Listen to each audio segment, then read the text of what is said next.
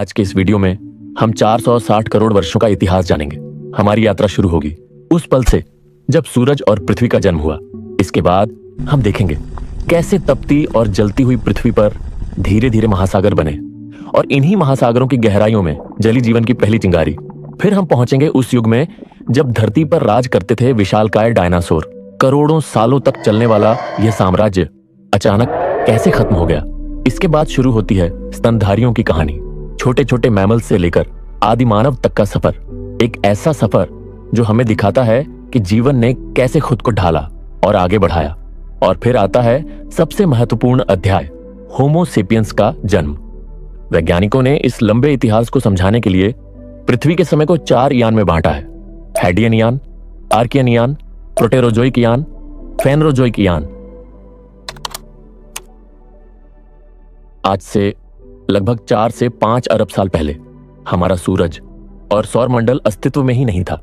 उस समय अंतरिक्ष में केवल धूल और गैस के बादल थे और इन्हीं बादलों के बीच एक विशाल तारा मौजूद था। जब इस तारे की ऊर्जा खत्म होने लगी तब हुआ एक भयानक सुपरनोवा विस्फोट। यह विस्फोट इतना शक्तिशाली था कि गैस और धूल के कण हर दिशा में फैल गए।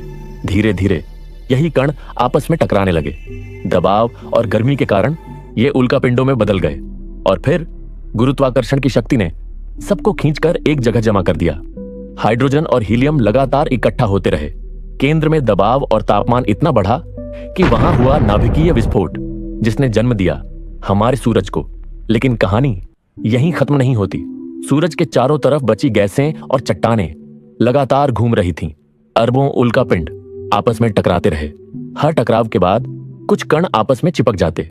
धीरे धीरे उनका आकार बढ़ता गया और इन्हीं टुकड़ों से हमारे सौरमंडल का निर्माण हुआ। सूरज के करीब बने 4 ठोस ग्रह, बुध, शुक्र, पृथ्वी और मंगल। ये पथरीले ग्रह थे क्योंकि सूरज की गर्मी इतनी थी कि हल्की गैसें वहां टिक नहीं पाती थीं। लेकिन दूर ठंडी जगहों पर बर्फ और गैस के विशाल ग्रहों का निर्माण हुआ: बृहस्पति, शनि, अरुण और वरुण। लेकिन हमारी पृथ्वी जैसी आज हमें दिखती है पहले वैसी नहीं थी। उस समय यह जलते हुए लावे और जहरीली गैसों से भरी हुई थी।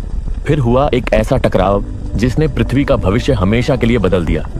आज से लगभग 4.5 अरब साल पहले मंगल के आकार का एक ग्रह तेज रफ्तार से पृथ्वी की ओर बढ़ रहा था और फिर हुआ भयानक टकराव। इस टक्कर के बाद पृथ्वी का एक हिस्सा अंतरिक्ष में चला गया।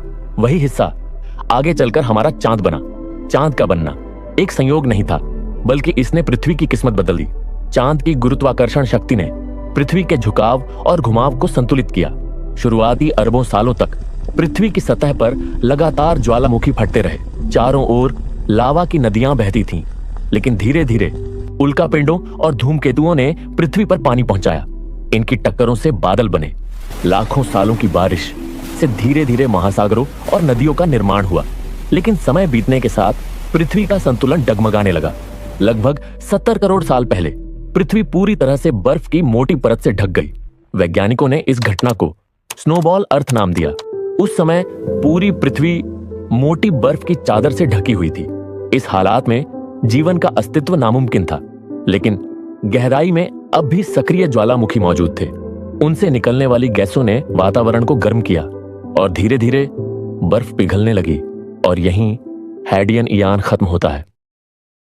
पृथ्वी आग और बर्फ की कड़ी परीक्षाओं से गुजर चुकी थी। ज्वालामुखी अब शांत होने लगे और पृथ्वी का वातावरण धीरे धीरे स्थिर होने लगा। आज से लगभग 3.8 अरब साल पहले पानी में घुली गैसें, ऊर्जा और बिजली की चक्रीय गतिविधियां सभी मिलकर एक मिश्रण बनाया जिसे वैज्ञानिकों ने प्राइमर्डियल सूप नाम दिया। और यही मिश्रण आगे चलकर जन्म दिया जीवन के पहले न्यूक्लियोटाइड को। यही न्यूक्लियोटाइड आगे चलकर आरएनए का निर्माण किया। लेकिन आरएनए स्थिर नहीं था। सैकड़ों वर्षों के इस प्रयोग ने साइनोबैक्टीरिया जैसे सूक्ष्म जीवों को जन्म दिया। ये सूक्ष्म जीव बहुत ही सरल कोशिकाओं से बने थे, लेकिन ये यही जीव थे जिसने जीवन की पहली नींव रखी। हर नए विभाजन के साथ उनकी संख्या बढ़ती गई। ये सूक्ष्म जीव धीरे धीरे बदलते वातावरण के अनुकूल होते गए। इन्हीं जीवों ने सूरज की रोशनी का उपयोग कर ऊर्जा बनाई और उपहार के रूप में ऑक्सीजन गैस छोड़ी। धीरे धीरे वातावरण में ऑक्सीजन की मात्रा बढ़ने लगी और हमें पहला ऑक्सीजन इवेंट देखने को मिलता है। इस समय ऑक्सीजन की मात्रा इतनी बढ़ गई कि अधिकांश साइनोबैक्टीरिया खत्म हो गए। वैज्ञानिकों ने इसे ऑक्सीजन कैटास्ट्रॉफी नाम दिया। यह था पृथ्वी का पहला मास एक्सटिंक्शन। लेकिन समुद्र की गहराइयों में साइनोबैक्टीरिया अब भी जिंदा थे और यहीं पर आर्कियन ईयान खत्म होता है।